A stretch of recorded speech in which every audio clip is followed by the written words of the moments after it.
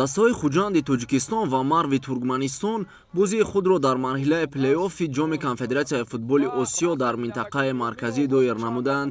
Дидори дастаҳо дар варзишгоҳи 20-солагии Истиқлолияти Тоҷикистон воқеъ дар шаҳри Хуҷанд доир гардида бо ҳисоби 1-2 ба суди футболбозони дастаи Марв хотима ёфт.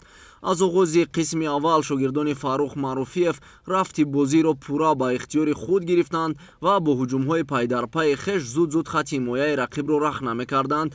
Футболбозони дастаи Хуҷанд дар қисми аввал имкониятҳои зиёди голзаниро аз даст доданд. Дар поёни қисми якум сарвони дастаи Хуҷанд Ҷаҳонгир Эргашев аз як ҳолати стандартӣ ҷониби дарвозаи Марв зарба зад ки тӯб ба болои дарвоза бархӯрда аз майдон берун шуд.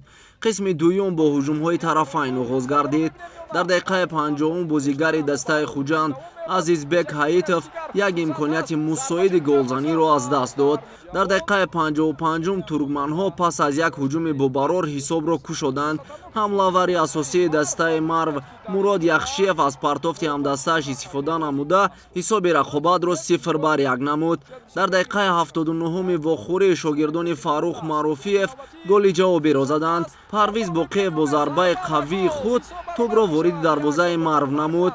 Пас аз 3 дақиқа футболбозони Хуҷанд имкон доштанд то ҳисобро 2-1 намоянд, аммо зарбаи Хушнудбек Бозоров аз болои дарвоза ба берун рафт. Ду қисми асосии вохӯрӣ бо ҳамин ҳисоби 1-1 ба анҷом расид.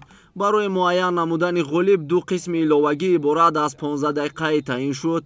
Дар дақиқаи 112 вохӯрӣ ҳимоятгари дастаи Хуҷанд Фирдавс Абдусалимов дар наздикии ҷаримагоҳи дастааш қоидаи бозиро вайрон кард ва бо корти дуюми зард муҷозот гардида аз майдон ронда шуд.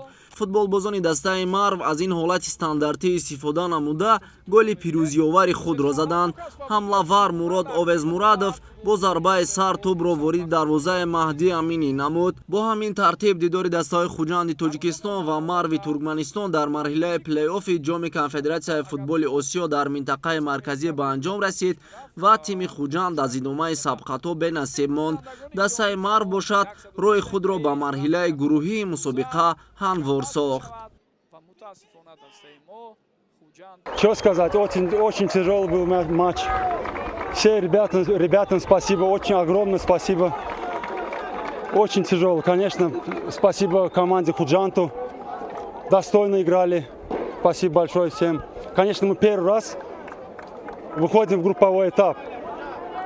Что сказать, болельщикам спасибо. Но это футбол, бывают и взлеты, и падения. Великие клубы с миллионным бюджетом, покупая за 100 миллионов игроков, они проваливают сезон. Ну, о чем речь может быть о Худжанде? Значит, у нас в этом году так было суждено, что мы провалили этот сезон. Очень печально, конечно, что так получилось. Никто этого не хотел. Будем исправляться, делать выводы, работать.